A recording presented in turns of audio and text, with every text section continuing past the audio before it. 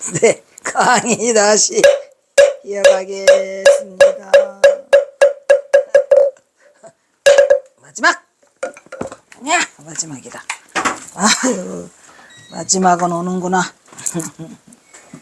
아, 정말 힘들다.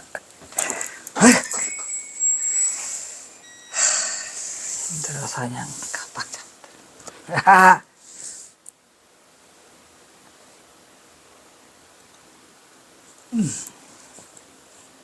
어디 하다가 뭔 소리를 하는 건지. 그래서 진표율사에게 뭐했어? 미륵보살이 다음 생에는 도솔천에 태어날 것이다 라고 수기를 줬대죠. 이따 지장보살은 수기를 주고 지장보살 기본을 전해주었다. 이민년 4월 27일에 율사는 마정수기와 교법을 바꾸는 두 보살에게 예배를 미륵보살과 지장보살에게 그지? 드린 다음 부사의 방으로서 내려왔죠. 그래서 진표율사는 좀 특이한 분이에요. 그죠? 특히 그 율사로서 점찰교법으로 과거에 지은 죄업을 참회로 업장을 소멸하는 복나기를 누릴 수 있다는 가르침으로도 백제 유민들의 호응으로도 금산사를 중창했다. 진표율사는 갑진년 764년 6월 9일부터 미륵장육금상을 수성하여 시작하여 병원년 내 5월 1일에 정당에 모시고 금당 병쪽급의 미륵보살이 들여와 개법을 주던 모습을 그린 후에 21일 동안 점찰도량을 교통에 빠져 있는 점찰도량이 열었잖아요. 그러니까 이 진표율사 세종들을 교화했으니 금산사 최고의 전성기는 해도광사 소연에 의해서, 해도광사는 또 누구예요? 금산사가 보통 절이 아니죠. 근데 이렇게 신비로운 뭐 이런 정도의 만약에 그런 불교가 살아있다면 좋겠는데 지금은 뭐 세상이 달라져 가지고 뭐래더라 AI 시대라나 뭐라나 이제 AI가 조종해서 사람도 죽게 생겼어. 해도광사는 법천사 지광극사의 제자로서 11살 때 출가하여 문종 33년에 금산사 주지가 되어서 진표율사의 중건 아래 가장 큰 규모로 금산사를 중창했지요. 미륵신앙을 신앙했으니 이후로 정해제 나라로 수일된 금산사는 숨은 대사가 선조 33년부터 인조 13년까지 35년에 걸쳐 오늘의 모습을 갖추었더라. 그러니까 금산사가 굉장히 오래된 절이에요. 1635년에서 현대의 모습을 갖추고 있다니까 진짜 대단한 절이죠. 이와도 그런데 대단한 절이 우리나라에 참 많은데 대단한 스님이 안 계셔가지고 임진왜란 내묵처형 대사와 의승군을 1000명을 이끌고 1592년에 임진왜란이 일어났죠. 1593년 해행주 대첩을 비롯한 혁격한 공을 세워 훗날 정조대왕은 서산휴정, 사명유정, 뇌묵처형 원래는 경호선사가 영교대사인데 그때 뇌묵처형대사를 구국사마성으로 주존했으니 백곡천흥 성사는 현종 2년에 죽음을 각오하고 간패석교소를 지어 올려 불교를 지켰더라.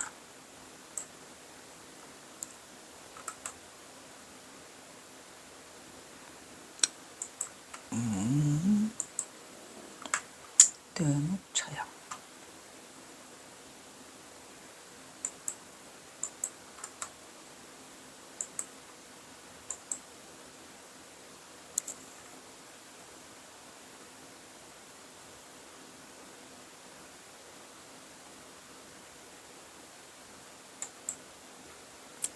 뇌묵처형은 그 임진왜란때 그렇게 많은 그거를 했음에도 불구하고 그렇게 알려지질 않죠. 그지? 그런 문제가 있어요. 그래서 이제 현재도 뇌묵처형에 대해서 뭐 세미나도 열고 뭐 이렇게 하긴 하더라고요. 의승장으로서.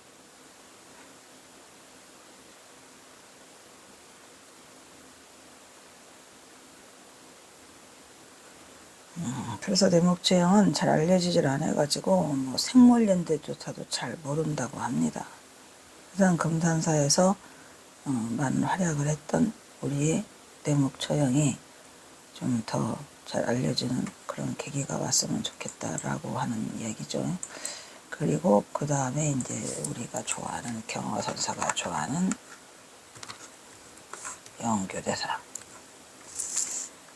영규대사가 경허선사의 후신이라고도 하죠. 기허당 영규죠.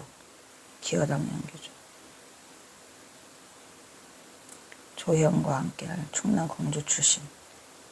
영규대사는 공주 출신, 기허당 영규. 대목초형은 잘 알려져 있지 않아요. 그래서 저 백곡천흥선사는 한종 11년에 죽음이고 했지. 그 다음에 이제 서산휴정이 나오는데, 서산휴정은 경허선사가 후신.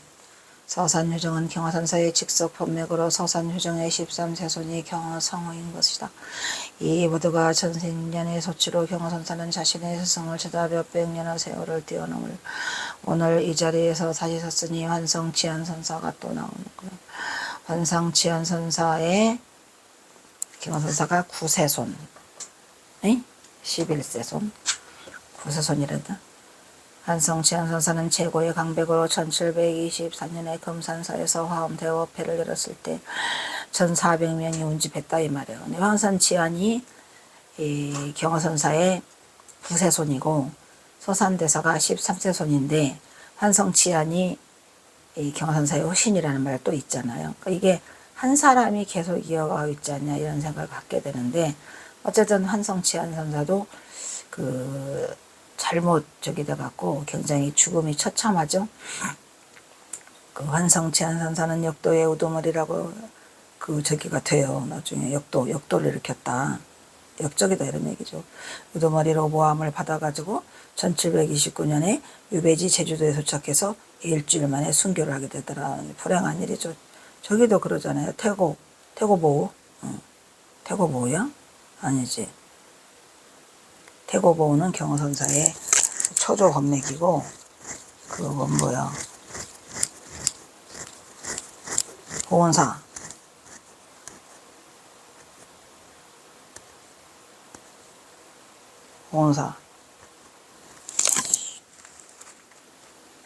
그것도 되네 보우거든요.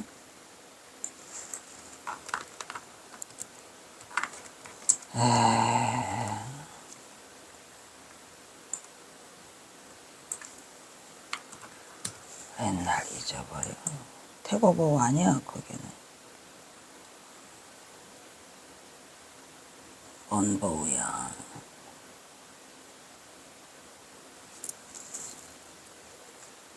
응? 태고보우 아닌데 미쳤나봐.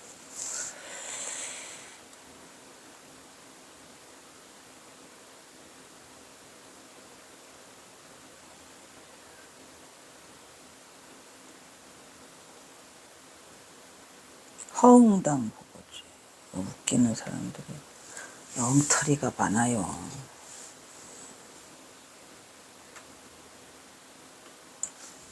허응당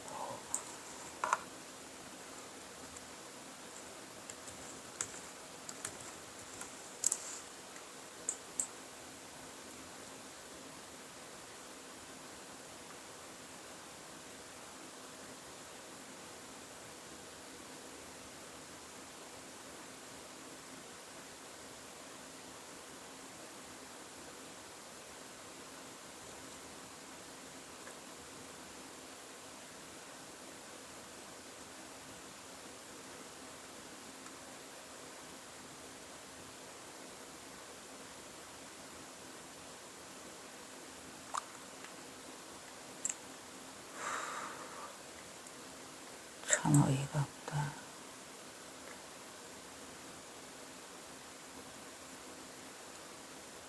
태고보우는 선종의 창시자고 1301년에 태어났는데, 허응당 보우를 갖다가 그분은 1500년인데 이거를 같이 써놓으면 어떡하냐고. 이거 다 엉터리야. 의의가 없어요.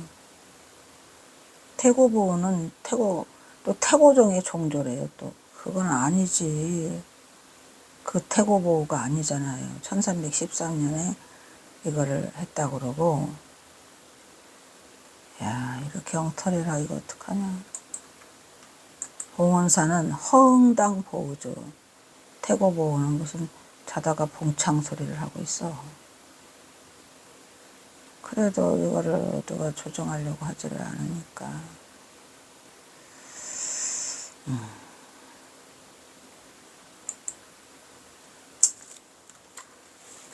그래서 이 봉원사는 그 문정왕후가 하는 것은 허응당 보호예요. 태고보호가 아니에요. 거기서 보는 그 문정왕후 때니까 그게 언제야? 1500년인가 넘어서지. 그지? 그래서 이게 뭐냐. 지안선사를 역도의 우두머리라고 해가지고 경허선사의 직서 법맥이고 환성지안은 경허선사의 사무행 후정의 11세손.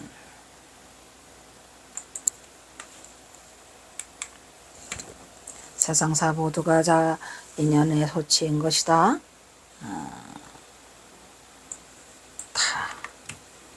그래서 경호는 오늘 이거 금산사의 다시선이 지난 인연의 굴레를 이어가고 있는 것으로 우리네 중생기는 인연의 굴레를 벗어나지 못했더라. 금산사는 변산 부사이방, 아까 부사이방이 말했지. 절이요, 절, 사찰. 그리고 진표율사가 3년간 기도하고도 수기를 받지 못하자 망신참회. 망신이라는 것은 망신당한다는 그 망신이 아니고, 여기서는 그 몸을 잊을 정도로, 몸이 부서지도록 몸을 없애는 참회를 하니까 주장보살이 와서 가사와 다리떼를 줬죠. 그리고 금산사는 그야말로 따는 당상 미륵불의 현신이 도솔천에서 하강하여 56억 7천만 년 후에 이곳을 용화세계를 건설해서 많은 중생을 주대에서 그때어진 미래의 희망의 땅이다. 이런 말이에요. 금산사는.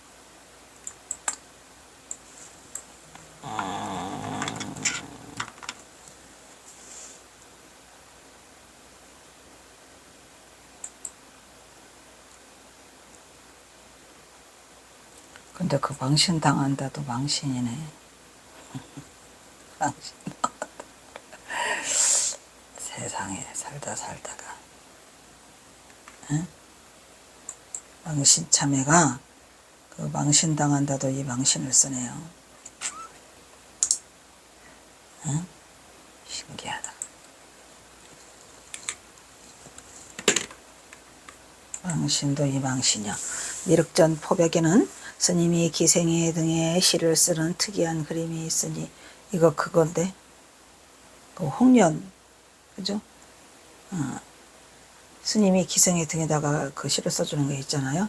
당나라 벼슬아치 퇴지 한유가 불교를 얕잡아보고 기생 홍련을 보내서 대전선사를 파괴시키려 했으나 실패했어요. 그래서 홍련의 치마폭에다 써주는데 사실은 그죠? 등에다 써주는 게 아니고 치마폭에 써주는 그 그림이 있어요.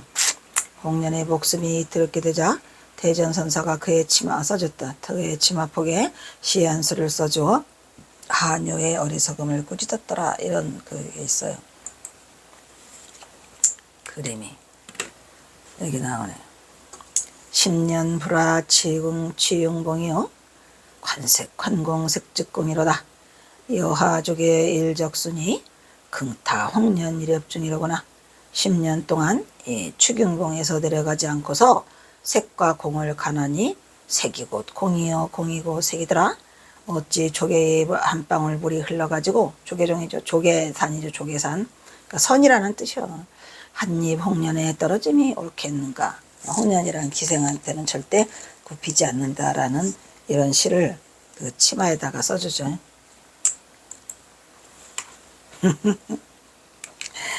경어는 미륵전 포백에 써있는 대전선사의 시 한 수를 읽고는 대전이 기상의 치마폭에 시를 쓰니 당나라 벼슬아치 한유가 퇴지 한유를 살리고 기생 홍련의 목숨도 건졌더라. 이런 얘기죠. 그래서 이러한 그 선사의 기계를 드러내는 이런 것이 불교를 얕잡아보고 기생 홍련을 보내서 대전 선사를 뭐하게 만들었어요. 속퇴하게 만드는 파괴하게 만드는 했던 한유의 어리석음이 도리어 두 생명을 영원히 살리는 묘약으로 홍련의 목숨이 두려움은 도리어 태전선사가 기생의 침업하게 휘갈긴 사자후 저 변해서 한유의 어리석음을 꾸짖은 감노수가 되었더라 이런 얘기죠. 홍련 경원은 쫓기듯이 이곳에 도착하여 여유가 없었지만 시한수를 읽고 나니 어느덧 마음이 가라앉아서 내일 옥녀를 고금당으로 옮길 생각에 처음에 이제 밤에 쫓기듯이 왔잖아요. 옮길 생각에 일찍 잠자리에 들었지만 잠이 오겠습니까? 잠이 안 오지요.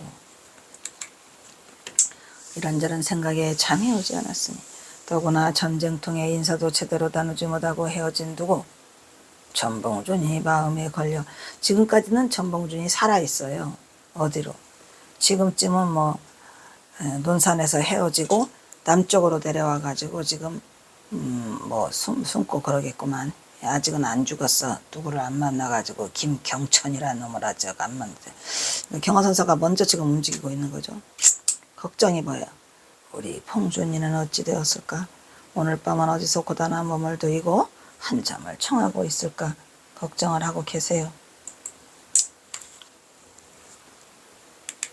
그 다음에 이제 제172장 금당사 고금당 나온 걸로 경화선사가 숨어들어요. 자오면 이튿날 날이 새자마자 다시 움직이기 시작하죠. 아프다.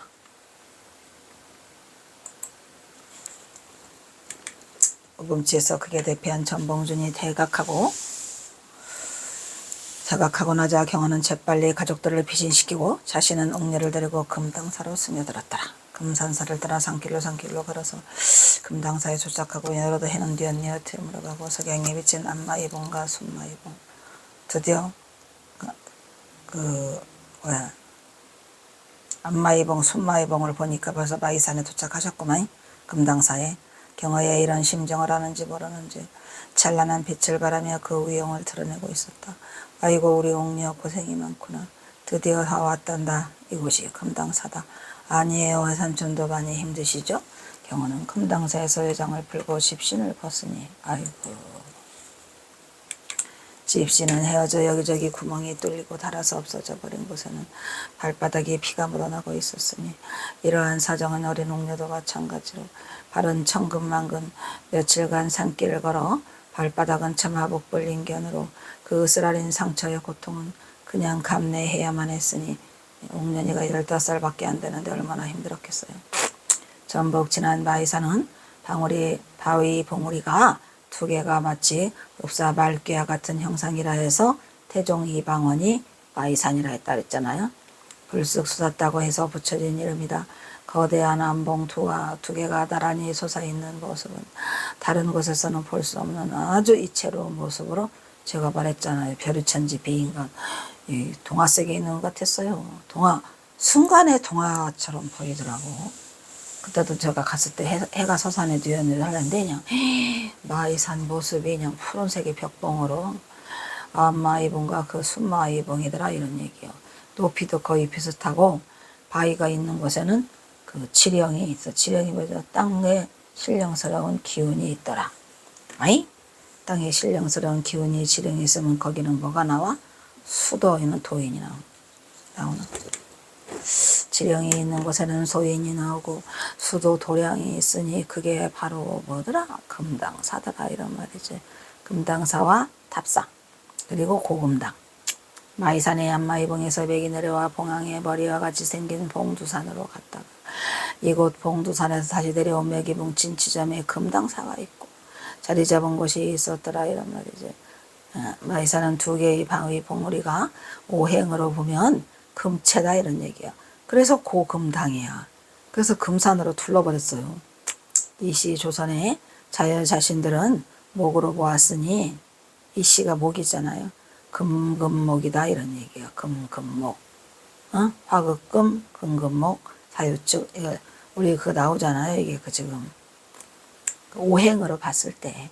그래서 마이산은 이씨 왕조를 친다고 얘기했더라 이런 얘기죠. 금금목, 화극금, 금금목.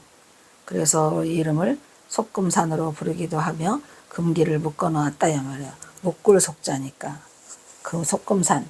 그러니까 오행으로 보면은 이 마이산 봉우리가 금금목이라 그 금을 치니까 조선왕조는 자신들이 금이라고 봤는데, 아니 목이라고 봤는데, 이 마이산이 치니까 속금산으로 해서 묶을 속자를 이름을 붙여갖고 금기를 묶어놓는다는 뜻으로 이름을 달리 불렸어요.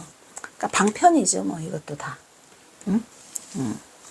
그러나 이 성게는 마이산 덕을 보았다는 점에서는 아이러니하고, 아이러니죠. 다 코에 붙이면 코걸이, 귀에 붙이면 귀걸이 다 크게 크겠지 뭐. 그래서 이 성게는 또 마이산 덕을 봤다 이렇게 해서, 그것은 고려 말기에 마이산에서 멀지 않는 남원 근처에 황산 전투에서 크게 황산 대첩을 이루잖아요. 이 성게가 백제를 쳐서 황산 대첩을 이루기 때문에, 그래서 이제 여기서는 멀지 않은 남원 근처의 황산에서 왜구를 크게 물리쳤다. 백제가 아니고 왜구. 그래서 그 왜구와의 전투에서 지형 지물을 섬세하게 살폈으며 그때 이 마이산에 와서 기도를 올렸답니다. 근데 새로운 왕이 될 수 있는 금척을 받았다는 게 그게 어디야? 그게 고금당이에요. 그 나온굴 있잖아요. 그 나온굴에 와서 이제 그 마이산에서 기도를 했는데 고금당에 와서 했대요. 그래서 기도를 올려가지고 새로운 왕이 될 것이다 라고는 금으로 된 그 저기를 받았답니다. 금척을. 그게 고금당이요. 그러니까 이 고금당 나온굴이 이러한 이성계가 금척을 받았다는 그런 전설 따라 삼천리가 있다니까요. 그러니까 마이산이 보통 산이 아니고 우리나라에서 가장 전기가 센 산이라 그 마이산은 신통을 간직한 그런 산이다. 그 속에 이제 경화선사가 숨어 들어오게 되는 거죠. 어쩌면은 또 그런 곳 정도나 되니까 이 경화선사를 받아들이고 경화선사가 숨을 곳을 마련한 장차 지인을 숨기기 위해서, 그죠? 그 얘기요. 금으로 된 잣대가 척이 잣대척이니까 금으로 된 잣대가 금척이다. 금척은 만물을 채고 평가할 수 있는 권력을 상징하더라. 오 마이 갓. 그게 전설에 있어요. 금당사는 자연 동굴을 법당으로 시작하여 헐암사라고 불렀답니다. 그러니까 그 이름이 또 다른 이름이 있어요. 근데 거기에서 그 금척을 받은 그 고음당의 그 굴 이름이 나중에 나온굴로 변하죠. 나온굴이 먼저야. 왜냐면은 나온굴이 그 나홍화산이 고려 말이니까 그 다음에 이제 그 조선왕조가 오면서 거기가 이제 천상굴로 이름이 바뀌어요. 근데 그게 이제 이성계가 어이씨 아프다. 왜 아프다야. 이성계가 금척을 받은 곳. 고려말 나홍선사의 수도처인 나오지? 나홍선사의 수도처인 나홍암으로도 유명하다. 지금의 금당사절에서 나홍암으로 올라가는 지점. 옛 그러니까 금당사가 옛날에는 그 금당사만 있었는데 나온굴을 만드는 거지. 올라가는 지점에 옛 금동사처로 추측되는 자리를 고금당이라고 부르기도 하는데, 현재의 자리에 금당사가 건립된 것은 1675년이었으니 간행연대 비상에 지난지에 보면은 고금당이라고 기록되어 있다. 이 고금당은 현대 금당사에서 서쪽으로 350m 나홍암으로 올라가요. 초입 지점에 그리 멀지 않은 밭이 있는데 이곳을 마을 사람들은 고금당이라고 불렀답니다. 그리고 절터로 추정되는 곳에서는 지금도 조선시대의 기와 조각이 수습되는 것으로 봐서 이곳에도 사찰이 있었더라라는 것을 알 수가 있고, 이제 고금당이 두 개야. 그러니까 처음에 아래에 지었던 그것도 고금당이었고, 그거는 절터만 남아있고, 지금 고금당은 나온굴 옆에 같이 붙어 있어요. 그러나 이것도 진정한 고금당이라고 하기에는 미십쩍지만 예전에는 이곳이었을 것으로, 처음에 고금당이죠. 고금당은 여기에서 또 한참을 더 올라가야 돼. 그러니까 고금당이 두 개라 했죠. 첫 번째 지었던 고금당은 아래에 있고 지금 고금당은 위에 있어요. 여기에서 한참을 더 올라가요. 암벽에 있던 쇠암사라는 절, 그리고 혈암사라고 하는지 그 절을 나홍암으로 이름을 바꿨죠. 나홍암을 가리키는 말인데 해서 비중을 두기 때문에 그 나홍암이 지금의 고금당이라는 거예요. 그러니까 멀리서 이곳 금당사에서 바라보면 거기가 보여요. 고금당이. 근데 이제 지금은 막 금으로 둘러나갖고 더 잘 보여. 고금당이 보일락 말락 허공에 대롱대롱 매달려 있었으니 금당사 나홍암은 마이산 금당사에서는 서북서 방향으로 직선거리로 약 900m. 되게 멀어요. 그래도 지점에 진안지에서 발한 금당대가 보인다. 이 금당대 아래 암벽에 넓이 10평 남측한 암굴이 뚫려 있는데 그것을 이제 뭐라고 그래요? 이 굴이 바로 수인굴 또는 나온굴이라 불리는 굴로 이곳에 경에서 사는 자신의 조카 전옥년을 숨겼으니 이곳을 나홍암으로 부르는 이유는 나홍선사가 한때 수행을 했기 때문에 이것을 나홍암으로 하는데 지금은 고금당이라고 붙여져 있어요.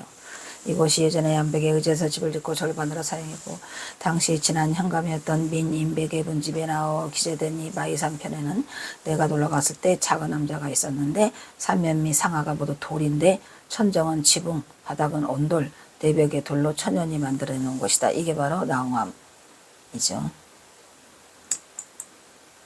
일단은 여기까지 하도록 하겠습니다. 오늘은 여기까지 강의를 마치도록 하겠습니다.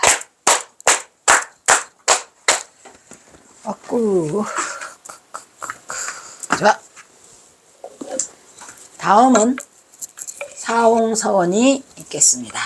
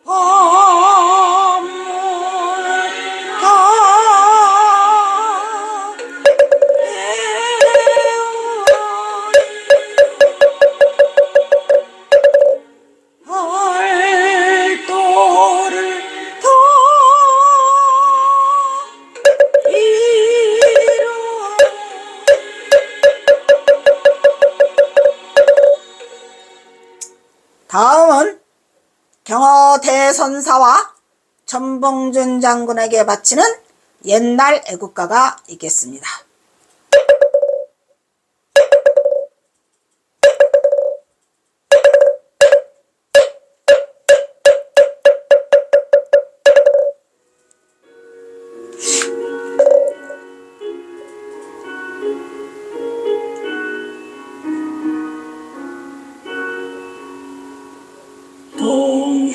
동해물과 백두산이 마르고 닳도록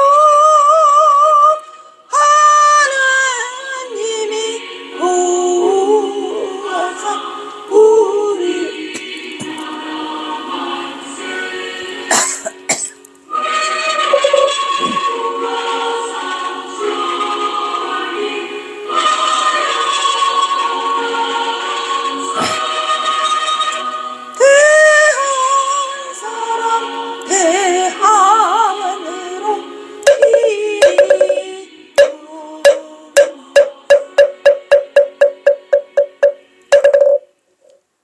다음은 산회가가 있겠습니다.